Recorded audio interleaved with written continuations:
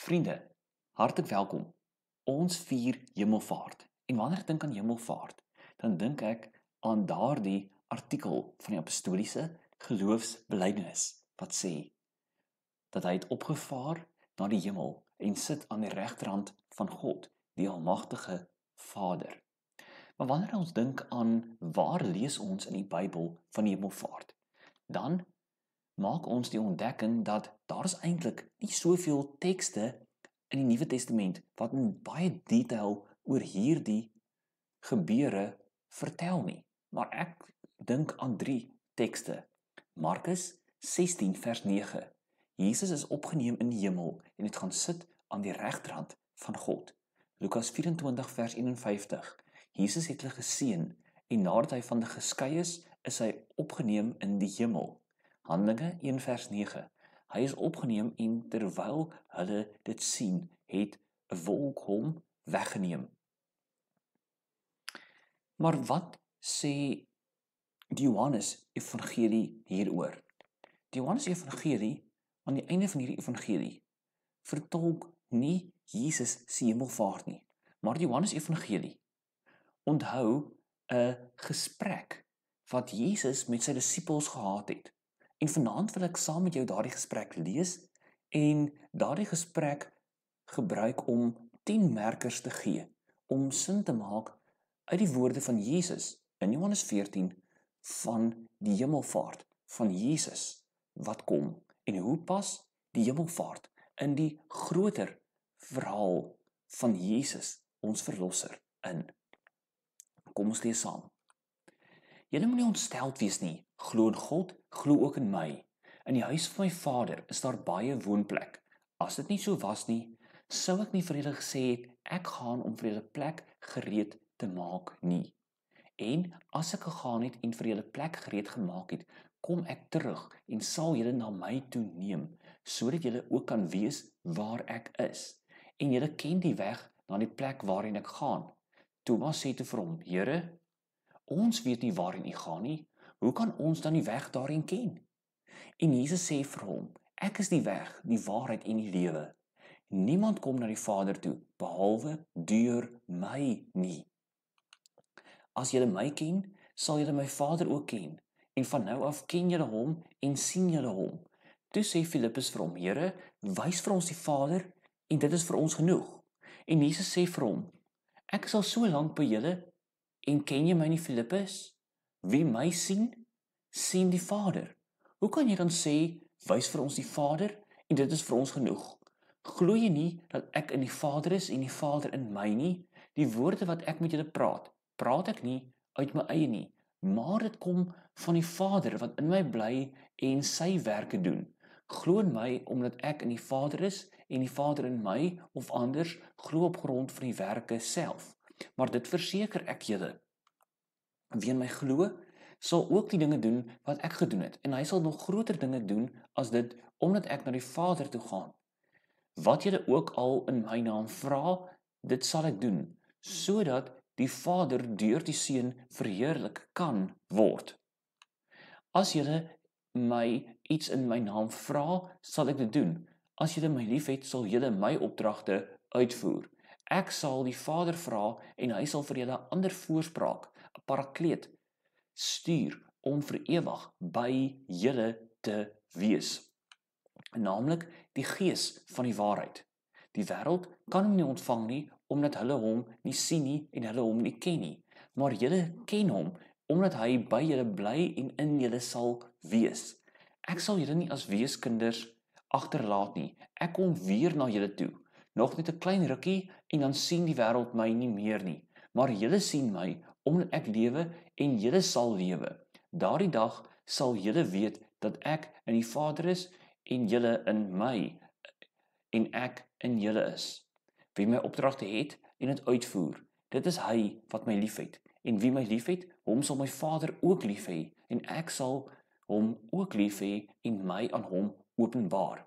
Judas, nie die Judas Iskariot nie, vra toe vir hom, Here, hoe kom dit dan u aan ons gaan openbaar en nie aan die wêreld nie?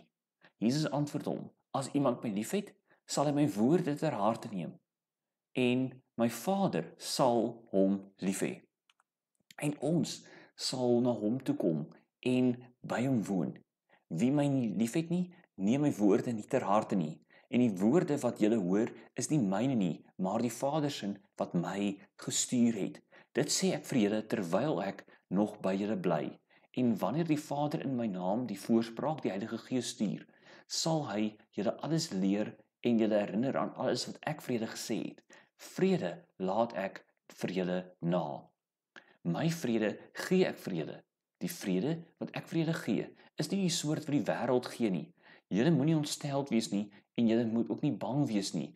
Julle het gehoor dat ek vir julle gesê het, ek gaan weg, maar ek kom weer na julle toe. As julle my lief gehad het, sou julle bly gewees het dat ek na die Vader toe gaan, omdat die Vader groter is as ek.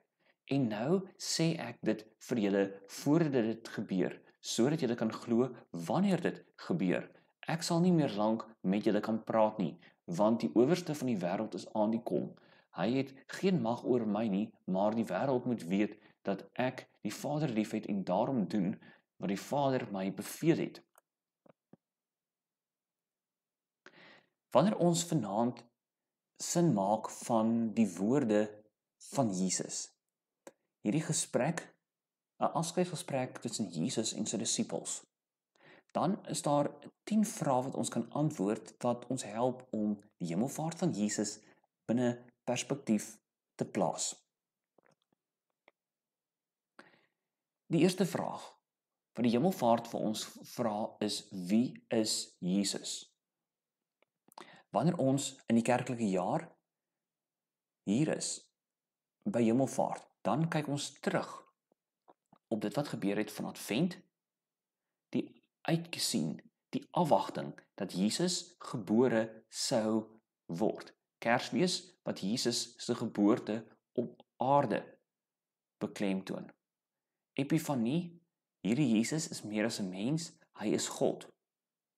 Dan vier ons ook die lydenstyd. Wanneer ons dink aan Jesus se aardse bediening, dan vier ons Paasfees. Wanneer ons dink aan dit wat Jesus aan die kruis bewerkstellig het, hoe hy gesterf het, maar ook opgewek is uit die dood. Dan, daarna, volg daar hierdie 40 dae, tot en met hemelvaart. En vanaand, op hemelvaart, kyk ons terug en vra so vir ons wat hierdie jaar saam met mekaar so ver deur die kerklike jaar beweeg het. Vra ons die vraag, maar wie is Jesus? Dan sal ons begin deur vir mekaar te sê, maar Jesus antwoord daardie vraag in Johannes Evangelie 7 keer met die woorde ek is. Elke keer gebruik hy 'n bepaalde beeld. En dan, onderliggend aan hierdie beeld, kom sê hy, wanneer jy aanvaar dat ek is wie ek sê ek is, dan aanvaar jy dat ek eintlik die gestuurde seun van God is. En wanneer jy dit aanvaar deur geloof in my, dan het jy deel aan die lewe met my, die lewe wat ek gee. Johannes Evangelie kom teken vir ons 'n skets dat Jesus is die gestuurde seun van God. En wanneer ek dit glo, dan kan ek deel kry aan 'n lewe met hom. Die tweede vraag wat ons antwoord: waar kom Jesus vandaan? Johannes 14 vanaf vers 31. Maar die wêreld moet weet dat ek die Vader liefhet en daarom doen wat die Vader my beveel het. Jesus kom van die Vader af. Dikwels begin ons prentjie van Jesus met dit wat rondom Kersfees gebeur. Ons het daardie beeld in ons kop van 'n baba wat in 'n krib gebore word in 'n stal. Maar wanneer ons die Johannes Evangelie lees, begin hy sy evangelie anders. Hy trek vir ons die gordyn oop, help ons om 'n tree terug in die geskiedenis te gee. Te sien dat Jesus is reeds van die begin af by God en self God. Dit wat ons lees in Johannes 1 vers 1. Dat Jesus is van die begin af by God. En Jesus kom vanaf God die Vader. Hy is by God, hy is self God, en hy kom van God die Vader af. Die derde vraag wat ons kan antwoord, maar wie het Jesus dan gestuur? Johannes 14 vers 24 sê, en die woorde wat julle hoor, is nie myne nie, maar dis is die Vader se wat my gestuur het. In Johannes Evangelie is daar 'n bepaalde refrein wat jy oor en oor hoor weer klink. Jesus is die gestuurde seun van God. Dit is die Vader wat Jesus stuur na hierdie wêreld. Dink aan die bekende woorde van Johannes 3 vers 16. Want so lief het God die wêreld gehad, dat hy sy enigste seun gegee het. En in Johannes 4 vers 9. Hierin is God se liefde vir ons geopenbaar, deurdat hy sy enigste seun gestuur het. Jesus is die gestuurde seun van God.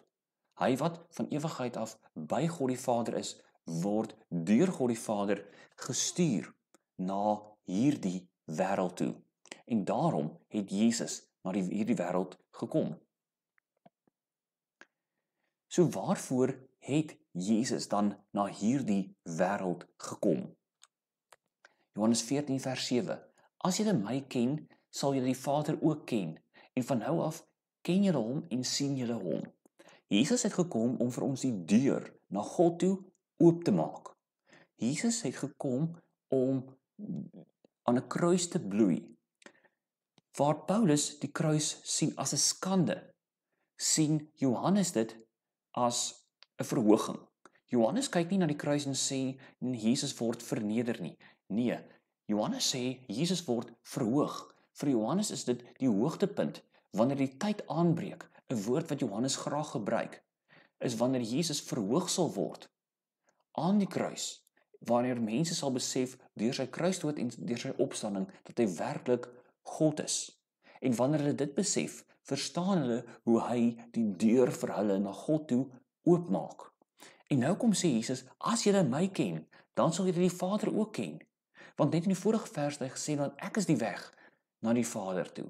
Wanneer julle my ken, sal julle my Vader ook ken. En van nou af ken julle hom en sien julle hom, want wanneer julle my sien, sien julle die Vader. So sou Jesus aan Filippus sê. So Jesus se koms, wanneer hy aan 'n kruis bloei en lewend gemaak word uit die dood, het nie slegs in fokus om die verlossing te bewerk nie, maar vir my en jou die deur na God toe oop te maak, sodat ons deur hom in verhouding met God die Vader mag staan.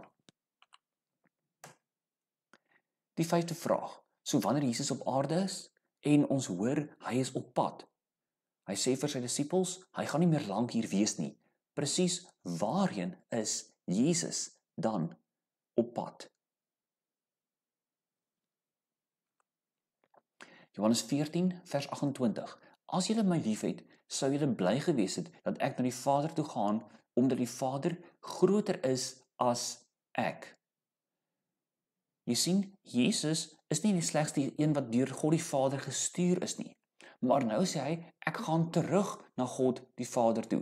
God die Vader stuur my, maar ek gaan weer na God die Vader toe. Dan hoor ons hierdie woorde, dat die Vader is groter as hy. God die Vader bly die Vader. Jesus Christus bly die Seun. Maar Jesus as die Seun deel in dieselfde Godheid van God die Vader. En daarom sê hy, maar hy gaan nou terug na God die Vader toe, die een wat hom gestuur het. En hy sê, ons kan bly wees daaroor, dat hy teruggaan. So wanneer ons dink aan hemelvaart, dan sien ons, dit is die gedeelte wat ons nou vandag op ons kerklike jaar kalender vier, dat Jesus gaan terug na God die Vader wat hom gestuur het. Hy vaar op na die hemel. Met dit gesê, wat gaan Jesus daar doen? Johannes 14 vers 2. In die huis van my Vader is daar baie woonplek. As dit nie so was nie, sou ek nie vir julle gesê het, ek gaan om vir julle plek voor te berei nie. Wanneer ons dink aan dit wat Jesus bewerk het op aarde, die verlossing aan die kruis en met die leeggraf, dan sê ons gereeld so met mekaar, maar hierdie werk wat Jesus op aarde gedoen het aangaande die verlossing, hy het die verlossing reeds afgehandel, voltooi. Dink aan die woorde wat Jesus volgens die Johannes Evangelie sal uitroep, tetelestai. Daardie woorde sê, dit is afgehandel, dit is voltooi, dit is klaar, afgehandel in die verlede, maar volgens die werkwoordvorm wat Johannes daar gebruik, die perfectum, is dit nie net afgehandel in die verlede nie, maar die effek daarvan duur voort. Nou wat is die effek daarvan? Die effek daarvan, van die verlossing wat Jesus bewerk het, is dat die deur nie net na God die Vader toe oop is nie, maar dat daar dan plek is in die huis van die Vader. Jesus sê, daar is baie woonplek in daardie huis. En hy sê, as dit nie so was nie, sou hy dit nie gesê het nie, maar omdat dit 'n gegewe is, gaan hy om plek daarvoor te berei. So die effek van die verlossing wat Jesus bewerk het, dit gaan voort, want Jesus gaan om plek voor te berei. Op grond van die verlossing wat hy afgehandel het toe hy gesê het, dis klaar, dis afgehandel, dis voltooi, gaan hy nou terug na God die Vader wat hom gestuur het om daardie verlossing te bewerk. En daar gaan hy plek voorberei, sodat mense op grond van sy verdienste dan woonplek het by God die Vader, verenig kan wees met God die Vader. Wanneer ons dink aan die hemelvaart van Jesus, dan hoor ons ook dat Jesus sê, ek gaan weg, maar ek stuur iemand in my plek. Nou is die vraag, wie stuur Jesus in sy plek? Johannes 14 vers 26 sê, wanneer die Vader in my naam die voorspraak die Heilige Gees stuur. Hier hoor jy iets van die taal van ons geloofsbelijdenis, dat ons glo in een God wat homself openbaar as 3 persone. Ons glo dat God die Vader het Jesus gestuur. Maar nou sê Jesus, wanneer die Vader die voorspraak in my naam sal stuur, die Heilige Gees. So God die Vader stuur nie net Jesus die Seun nie, maar hy stuur in die naam van Jesus die Seun ook die Heilige Gees. En wanneer ons hier die woord voorspraak lees, dan weet ons maar hierdie woord voorspraak kan vertaal word vanaf die Griekse woord parakletos in die 2020 vertaling as die woord parakleet. En dit beteken helper of trooster. Die Heilige Gees kom om ons te help om te glo, maar ons te troos, om ons die sekerheid te gee van wat ons glo. En dit sal ons kon beantwoord nog beter met die volgende vraag. So waarvoor word die Gees gegee? In Johannes 14 vers 26b hoor ons dat die Gees sal julle alles leer en julle herinner aan dit wat ek vir julle gesê het. Nou sê Jesus, wat is die agenda van die Heilige Gees? Dikwels leer sommige kerkgenootskappe dat die Heilige Gees het gekom vir sogenaamde vreemde ervarings. Jesus sê die Heilige Gees het gekom om julle van my te leer en julle te herinner aan dit wat ek julle geleer het. So 'n verantwoordelike blik op die werk van die Heilige Gees is om die werk van die Heilige Gees nooit los te maak van die alreedse werk waarmee God die Vader en Jesus Christus besig is nie. Die werk van die Heilige Gees is nooit los van die agenda van God die Vader in sy Seun Jesus Christus nie. Maar die Heilige Gees word gestuur om die verlossingswerk wat Jesus gebring het, voltooi het, afgehandel, wanneer hy opgevaar het na die hemel, om die plek daarvoor te berei, word die Heilige Gees gegee, sodat ek en jy deur hom verder onderrig kan word. Die Heilige Gees kom nou en maak die verlossingswerk van Jesus in ons lewens, in ons harte, 'n werklikheid. Wanneer die Heilige Gees nie net by ons sal wees nie, maar die Heilige Gees ook in ons sal woon, wat in Jesus glo. So wanneer Jesus sê, ek vaar op na die hemel, dan sou 'n teks soos 1 Johannes 2 vers 1 sê, maar Jesus gaan om vir ons die parakleet by God te wees. Hy is gegaan om vir ons die voorspraak by God die Vader in die hemel te wees. Maar hy stuur ook vir ons die Heilige Gees om 'n parakleet vir ons op aarde te wees. Jy sien, wanneer ons dink aan Jesus se hemelvaart, dat hy weggaan, hoor ons ook hy keer terug. En wanneer ons op hemelvaart vanaand bymekaar is, dan kyk ons nie net terug op dit wat alreeds in die kerklike jaar gebeur het nie. Ons kyk vorentoe, na die toekoms toe. Want hemelvaart kom trek vir ons die gordyn oop, dat ons nie net terug kan kyk in die geskiedenis nie, tot in die hemel waar God die Vader vir Jesus na die aarde stuur nie, maar Johannes kom maak ook vir ons die gordyn oop dat ons in die toekoms kan insien Jesus wat weer terugkom vanuit die hemel uit. En Johannes 14 vers 3 sê, as ek gegaan het en vir julle plek gereed gemaak het, kom ek terug. So Jesus sê, ek gaan nou om die plek vir julle voor te berei. Ek gaan om vir julle 'n parakleet by God te wees. 1 Johannes 2 vers 1. Wat beteken dit in daardie konteks van die eerste Johannesbrief? Daar word dieselfde Griekse woord gebruik, maar dit het daardie betekenis.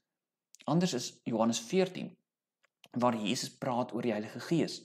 Wanneer die Johannes skrywer oor Jesus praat en sê hy gaan die parakleet by God die Vader in die hemel wees, dan sê Jesus, wanneer ek gaan, tree ek op soos 'n advokaat, soos 'n regter.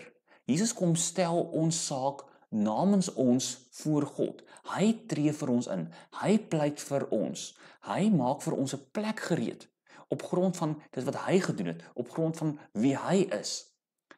Aanvaar God ons in Christus. En daardie plek by God maak Jesus gereed vir ons. Maar nou sê hy, wanneer hy dit gereed gemaak het, kom hy terug.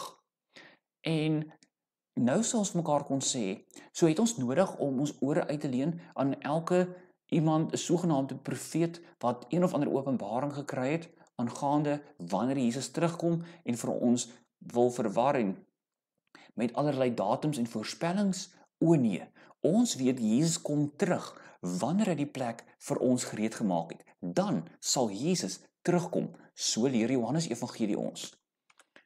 En dan sal ons kon vra ten slotte, wat is dan die gelowige se toekoms? Want wanneer 'n gelowige op hemelvaart sien, Jesus vaar op in die hemel in. Hy hoor, hy gaan daar die parakleet vir ons by God die Vader in die hemel wees. Hy stuur vir ons die parakleet van die Gees om by ons te wees.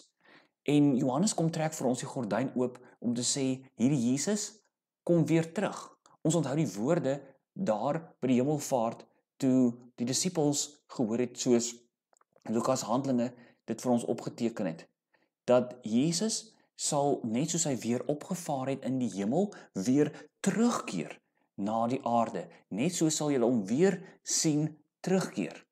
So wanneer ons daardie prentjie sien, die gordyn oopgetrek, Jesus wat nie net na die hemel toe gaan nie, maar weer terugkeer, sal ons kon vra, maar wat beteken dit vir die gelowige se toekoms?